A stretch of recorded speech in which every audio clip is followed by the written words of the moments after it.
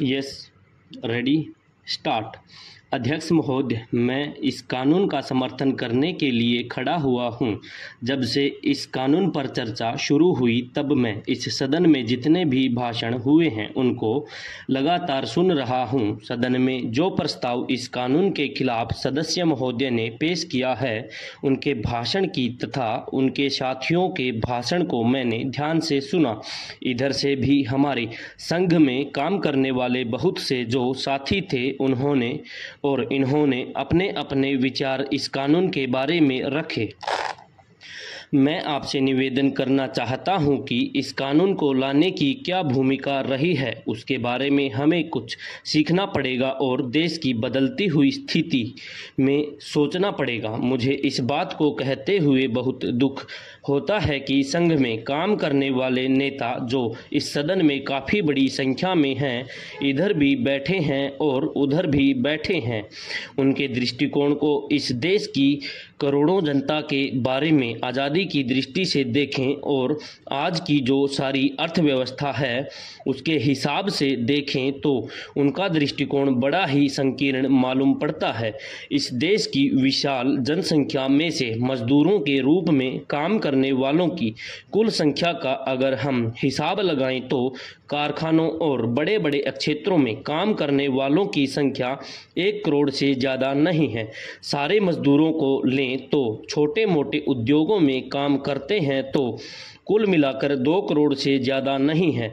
जब मजदूरों का कोई प्रश्न आया है तो ये सब लोग और उनके प्रतिनिधि जो इस सदन में काफ़ी बड़ी संख्या में हैं उसको एक बड़े संकीर्ण दृष्टिकोण से देखते हैं। इसी तरह से वे सारे देश के वातावरण को भी देखते हैं। वे कहते हैं कि मजदूरों ने आंदोलन में बड़ी मजबूती से भाग लिया। मैं समझता हूं कि देश आम लोगों ने जो एक बहुत गलत आंदोलन था, गलत तरीका था, उसका साथ नहीं दिया, उसकी समर्थन बहुत कम लोगों ने दिया, देश के ज़्यादातर लोगों ने। और मैं समझता हूं कि गांवों के करोड़ों किसानों ने सही अर्थ में इसका विरोध किया। उन्होंने जो कुछ किया उसे अपना कर्तव्य समझकर किया और अच्छा ही समझकर किया। यह देश के लिए खुशी की बात है। श्रीमान, इस छोटी सी बहस में पूरक मांगें पेश की गई हैं और इस वर्ष में अधिक खर्च हो गया है, उसकी मंजूरी के लिए एक दूसरी ही मांग पेश की गई है। मुझे बिल्कुल आशा नहीं थी कि ऐसा होगा। 2 बजे से यह बहस शुरू हुई है और अब 7 बज रहे हैं। करीब करीब 5 घंटे यह बहस हुई है। मैं तो उन माननीय सदस्यों का आभार मानता हूं जिन्होंने इसमें भाग लिया और यह इस बात का सबूत है कि रेलों के संबंध में लोगों की ज़्यादा दिलचस्पी है। जिन सदस्यों ने बहस में हिस्सा लिया है मैं उनके प्रति आभार प्रकट करता हूं। सभी माननीय सदस्यों ने रेलों में जो सुधार हुए हैं उनकी सराहना की है और बहुत अच्छे सुझाव दिए हैं जिससे कि और अधिक सुधार किए जा सके। महोदय, यह तो पूरक मांगों की बहस थी, लेकिन शायद इस माननीय सदन का यह नियम है कि अगर पूरक मांगों का प्रस्ताव किया जाता है तो एक साधारण बहस छिड़ जाती है। जब बजट पेश किया जाता है तो उस समय भी वाद विवाद होता ही है। तरीका तो यह है कि पूरक मांगें जब पेश की जाएं तो जिन मुद्दों पर वे पेश की गई हैं उन पर ही बहस की जाए।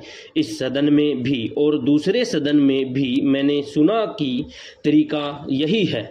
बहुत दिनों से प्रथा चली आ रही थी कि इस पर भी साधारण बहस हो। मान्यवर, साधारण बहस इस पर हो गई और आपने स्वयं इसमें हिस्सा लिया। यद्यपि आज जो लोग बोले मालूम होता है कि विरोधी दल के नेता के कहने से बोले। कई लोगों ने इसमें हिस्सा लिया। मैं उन सबको धन्यवाद देता हूं, लेकिन मेरी परेशानी यह है कि यहाँ पर इतनी बातें कही गई है कि सब बातों का उत्तर देना संभव नहीं है। साधारण बहस जो बजट के समय आरंभ होती है वह 2 दिन चलती है। उसमें जो बातें उठाई जाती हैं उनका उत्तर दिया जाता है। यहाँ पर तो तुरंत बहस की गई, इसलिए सब बातों का उत्तर देना न तो संभव है और न इसकी कहने की आवश्यकता ही है।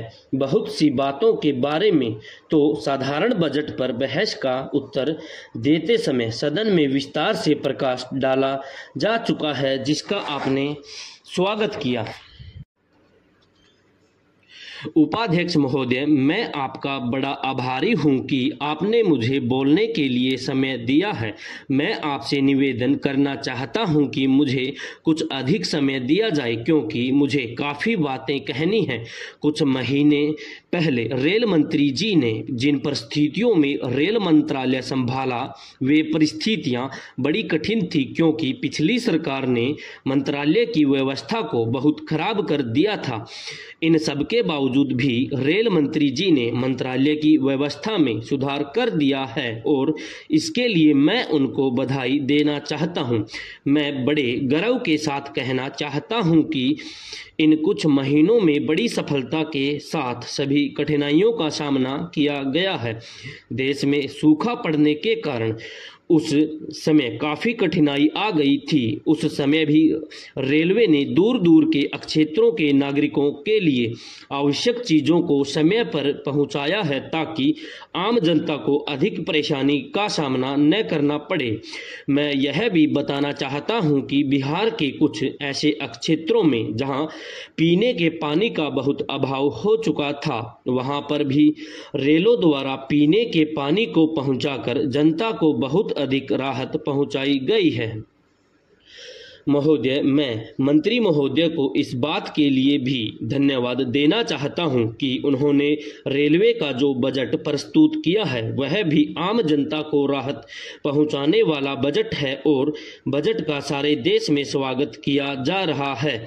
ऐसे समय में जबकि सारे देश को आम जनता बढ़ती हुई महंगाई से बहुत परेशान है, रेलवे बजट में इस तरह की व्यवस्था करना जिससे आम जनता पर अधिक भार न पड़े, एक स्वागत योग्य बात है। रेलवे विभाग में बढ़ते हुए भ्रष्टाचार को भी समाप्त करने का निर्णय किया गया है। मैं समझता हूं कि यह सबसे आवश्यक बात है। जब तक सरकार अपने मंत्रालयों और विभागों में फैले भ्रष्टाचार को समाप्त करने का प्रयास नहीं करेगी, तब तक किस प्रकार से देश का विकास हो सकता है, यह सोचने योग्य बात है। मैं रेल मंत्री जी से निवेदन करना चाहता हूं कि वे इस तरह की व्यवस्था करें जिससे भ्रष्टाचार को बढ़ाने वाले लोगों को ऐसी सजा दी जा सके ताकि भविष्य में कोई भी ऐसा कदम उठाने की हिम्मत न करे और मंत्रालय के काम में बाधा न पड़े।